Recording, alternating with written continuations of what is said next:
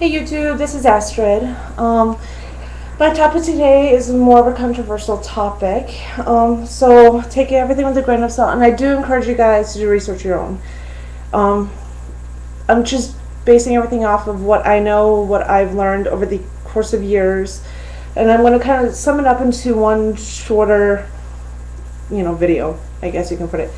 So, with that being said, I'm going to cover a lot of different things. It's going to cover some women's studies, economical, political, and religious aspects. So, and history, definitely history. Anyone who's a history buff, who loves history like I do, hopefully you'll enjoy it. So, with that being said, with some pagan history and involving the church. Okay. Originally, the Christian devil was the green man. Back in the day, there was a larger population that was pagan. And one of the pagan gods, the male figure, is often represented as a stag or a deer or something of the sort, and usually pine trees or like a group of pine trees, the forest. So, over the years, when the church was trying to convert people, they changed the image of the stag into something more intimidating, something more negative, by changing its appearance, by changing its demeanor, changing a lot of different things about it, which has converted to what people recognize it to be today. So ironically, anyone who has anything revolving around a stag or pine trees in the forest does have a pretty good representation of the green man in their home. So ironically, just to let you guys all know that. So that's how that came about. Back in the day, the church did use the Bible as a form of political power over the people. Back in the day, a lot of people didn't know how to read. When they went to church, they would sit there and listen, and whatever was being taught or said, they believed because they didn't know any better. So that's another reason why I encourage educating yourself, because we have the technology and the ability to do that now when we didn't have that back then. So anyways, with that being said, the church, even now, still says that certain things are wrong, especially when it comes to sexuality. Some history about sexuality. In the Bible, it does clearly state that homosexuality is a no-no.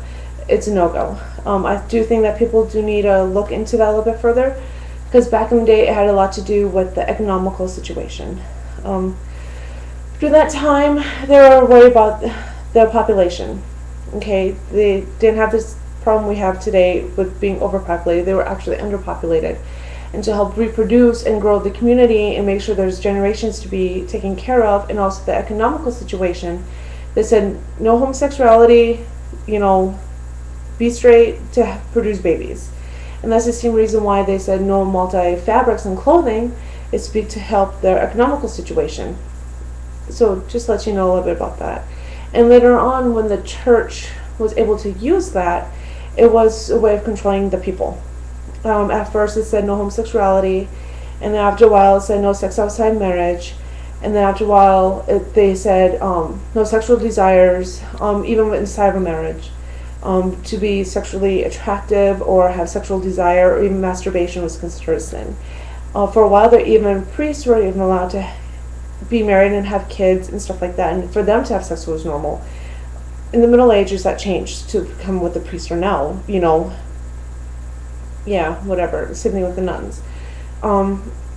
There was even a short fad for a while that lasted perhaps no more than a month, go figure, that sex in general was a no, even inside of marriage, inside all these regulations and stuff. That didn't last very long, obviously. It was also a way of controlling women. The pagan religion was really about equality between women and men.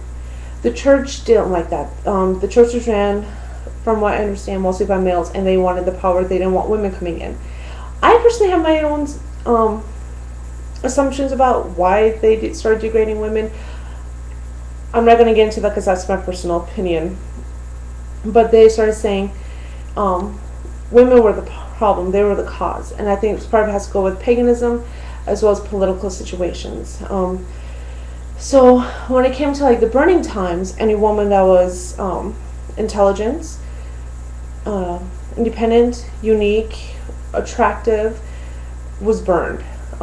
This also includes the midwives, the healers. Let's say, a man woke up because he got sexually aroused by a woman. He'd be like, oh, she's a witch. I got aroused by her. Burn her. Ah! And even got to the point at one time.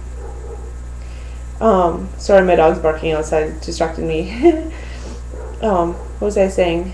Women being burned. Oh yeah, like a lot of especially the midwives and the local healers, they'd be taking care of families for generations, like 30, 40, 50 years, and all of a sudden the church came in saying they're a witch, and people would say, yeah, she's a witch, she can heal me, yeah, she's a witch. And so if you convert that to like modern times, that would be any attractive woman, any independent, strong woman, that would be any intellectual woman, that would also be anyone in the medical field, whether alternative medicine or traditional medicine. So, yeah, they would have all been burned, as well as different sexualities, different races, different religions, or the lack of a religion. Pretty much as long as it wasn't Christian-based, you would have been burned. If you weren't, because even men got burned at the stake too if they didn't support the church and didn't go along with the church. So that's kind of, that's why it was such a big deal, and a lot of people died. There's an unknown number of how many, because of how many different people were considered a victim of it. There was really no retaliation of it because they didn't keep record. In fact, at one point in Europe, there was over 200 square miles where there was absolutely no women, no children. In fact, the word F-U-C-K means fornication under the command of the king. When the Crusades were happening, they would slaughter the men and the children, and the knights were ordered to fornicate with the women, whether they were willing or forceful about it, to produce Christian babies. So that's how that word came about. So, yeah. So that kind of how it went on. Another way they would tell someone was a witch is because of a mole, a marking. If you have tattoos, I would definitely be burned. Okay, I have moles, I have freckles, I have tattoos.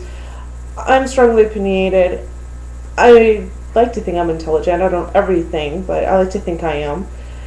So I would definitely have been burned at the stake, no doubt about it. And so are my kids, because they're my kids, and not only that, because they're female. So that's how that kind of goes about. Also, during the time of the Middle Ages, the Muslims were crusading Europe, and then that's when the Christians started crusading Europe, and it's a big caboodle. Okay, so that's kind of how all that went about. Because over time, a lot of things were for political reasons, a lot of things for economical reasons. I definitely encourage everyone to go check it out. Definitely educate yourself about the topic. I'm not saying just because the church did it doesn't mean what they believe is wrong, because there's some things I do agree with, even though I don't agree with everything. But everything does need to be taken with a grain of salt. And like when people say the Bible says this, why does the Bible say that? Because I know some people say questioning God is a sin, but it's really not, because if God didn't want you questioning it, why would he give you the ability to think for yourself and give you the resources to do so? That goes into a huge another political debate. So definitely check that out. There's a lot more that goes into it, but that's pretty much the general information about everything. Definitely look into it a lot more. Like I said, I'm really into women's studies, and religion and political stuff. I'm not into politics per se. I am, but I'm not. It's kind of weird. But anyways, definitely check it out. Critical think for yourself. Do the research. Come with me with actual knowledge base, not just off of one book. With some actual substance to it, and I will not just laugh at you, okay? Because I'll be honest, there's some people who have been responding who's just throwing typical extremists wahoo. Come with me with some knowledge and some information, and then I'll take you seriously, okay? I'm all for open-mindedness. Like I said, I live in a multi-faith house. In fact, my kids are Christian, and my oldest was kind of surprised when I told her I wasn't Christian. Her jaw dropped. So, yeah, so that's the kind of household that we live in, but that's a form of tolerance. Even though we may not always agree, it's still being respectful. So, yeah, with that being said, definitely a lot of my information I got from the History of Sex, which is from the History Channel. They also have a lot of really good things. Check it out. Let me know what you think. Thank you for watching. And I also want to say thank you to everyone who's been subscribing and watching, checking out my channel. I'm really excited that you have, and I'm really, really grateful. Definitely, if you have any questions, comments, feel free. I'm all ears, I'm all eyes. I'm looking forward to it. So thank you once again. I am Astrid, and thank you for checking me out. And blessed be everyone.